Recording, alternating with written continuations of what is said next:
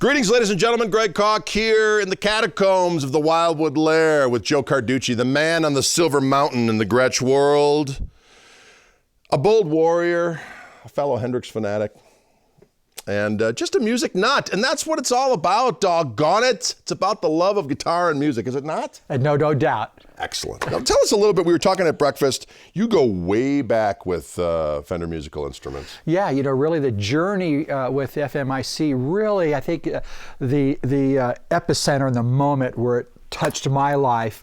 I mean, I can define it to a specific time and date, which it really starts February 9th, 1964 with the Beatles on the Ed Sullivan Show. So at that point in time, I was 9 years old.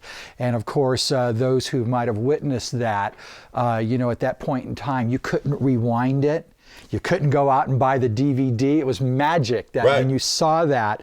You know, at 9 years old, I wasn't sure what the girl screaming, what that was all about, but it looked like a whole lot of fun. And I remember taking a paper bag and a crayon and cutting it open and drawing what I remembered about that guy that stood in the middle, of course, which is George Harrison, had that big old country gentleman, and getting a crayon, and that was my guitar. I cut it out and stood in front of a mirror, like I'm sure a lot of kids did, and that was really the start of my love affair with playing the guitar.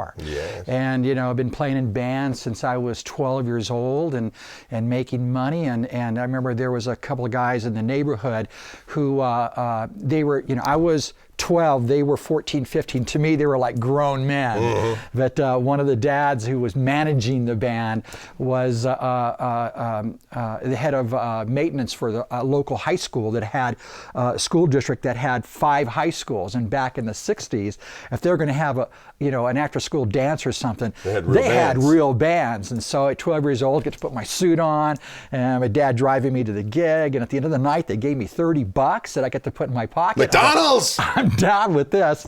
And so, you know, I've been playing in bands and music. I know what it's like to, you know, wind guitar chords at 3 o'clock in the morning on a beer-soaked stage.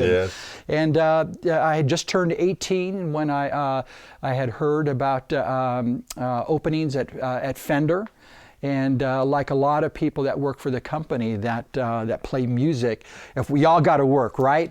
And so besides playing in bands and stuff, another way to generate money was to get a day job working at Fender. And there was a long period of time that the Fender gig was just the layover until the band got signed, right? Of course. There's a lot of guys within the company, I mean, even to this day, that still have that mindset. But, you know, I started out as an amp assembler in 1973. And at that time, the Fender organization was unioned. It was the IBEW, which is the International Brotherhood of Electrical Workers. And you know, it's no secret in the books that talk about Fender in the early days, and I'm not talking early like Leo Fender days, but once CBS got involved, that everything was time studied and very efficient, and though, you know, if you didn't make your quota, you know, you got written up. If you got written up 3 times, you were out the door. And so I started out as an amp assembler, got into the wood shop, found out, you know, with the union books, you knew how much everybody made, so you could target in your direction where you wanted to go. And certainly the guys that were in the upper pay scale were quality control guys. And so I got into the quality control department, worked in the wood shop. My official title at one time, I was a body inspector. And I'm that right now. And worked in the body department, wood fabrication, the neck department, and got to experience what it was like how to sand necks and bodies. And it was definitely, even to this day, they still sand bodies and necks as they did back in even the Leo days. And it's very labor intensive, and it takes a lot of skill and strength to hold a body or a neck as you're using a drum sander. So I worked at the wood shop, got into the paint department, and in the buff and polish department, sub-assembly, right through the final assembly, one of the many coveted jobs even to this day at FMIC, is to be a final guitar inspector. And I was awarded the job, I think about 3 years in, and did that for about 7, 8 years as one of the 2 final guitar inspectors. Used to inspect 200 guitars a day, just That's myself at that time.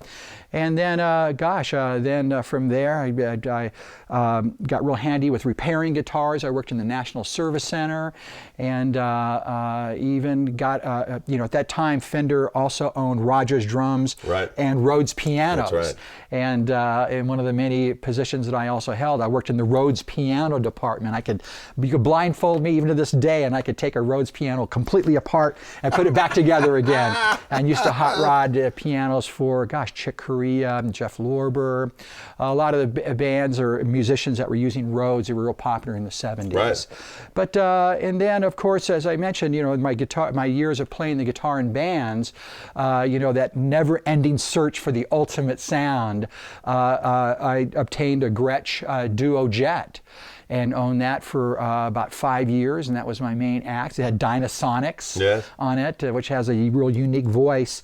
And it just seems to kind of come full circle that once the agreement came with FMIC and the Gretsch Company, this year they're celebrating the 11-year anniversary of that relationship. And basically how that came about is no different than, again, I spoke about February 9th, 1964, when the Beatles played the Ed Sullivan Show. The whole MI industry just exploded. And I saw it firsthand in my neighborhood. All of a sudden there was, garage bands popping up all over in Southern California where I grew up. And it just really took off. And so obviously big corporations were going, wow, there's money to be made in this rock and roll business. So it's no secret, in 1965, Fender was bought out by CBS, and at that time, the same year, Gibson was bought out by Norland.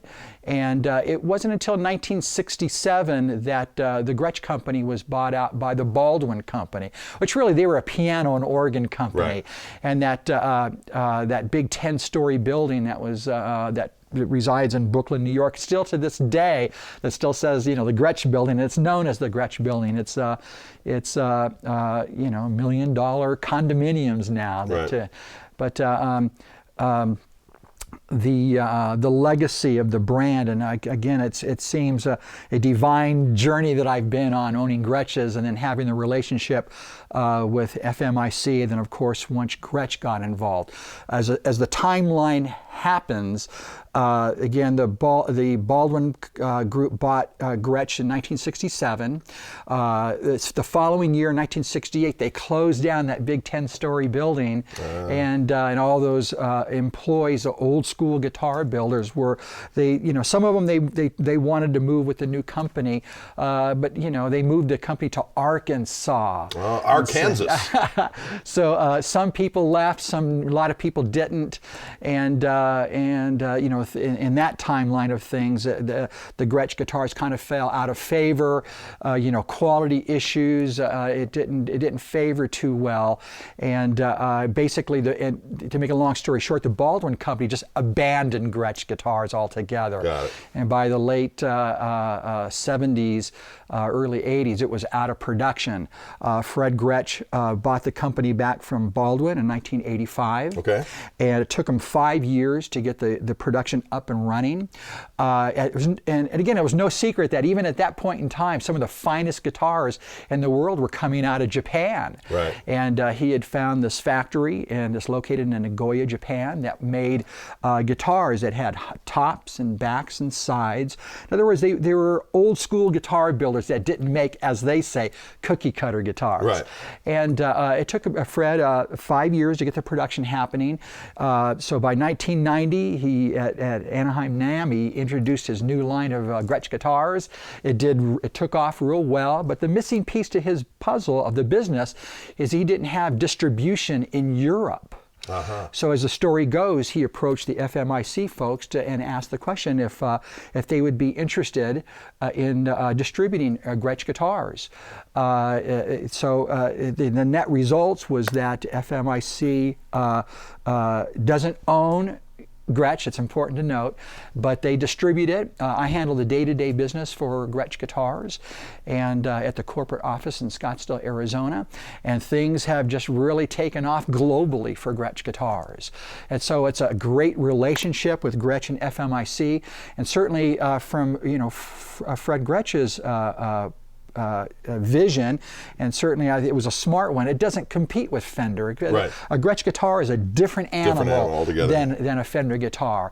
And lucky for us, guitar players love to own more than one guitar. Indeed. And there you go. And that's kind of like where it brings us here today. So my experience of owning Gretsch guitars, I know what they are and I know what they're not. Indeed. And I embrace that because there are certainly elements and appointments with Gretsch guitars that are unique, and they're not like anything. The construction, how they're put together, and the voicing of them, it's an animal with its own stripes. Absolutely. And it's been a wonderful experience, and again, it's a great relationship with Gretsch and FMIC.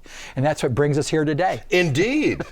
Well, now that you've given us kind of the ground work for where we've been or where you've been and where we're at now, let us pause for the cause, and we'll come back in a little bit and talk about some of what you're doing now. You're going all over the place. You're really the face of Gretsch, let's be honest.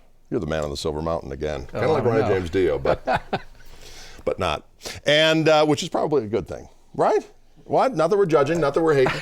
And we're going to show some new specific models, and maybe we'll tickle a few, and you can tell us a little bit about what goes into them, some of the new things as far as some variations on the themes of glorious new instruments that have some of the look and sounds of the old one, but with some modern ergonomics, right? Are you with me? Totally, let's do it. Let's do it. We'll talk to you in a bit. Gretsch Koch here with Joe Carducci, Wildwood Vision. Adios.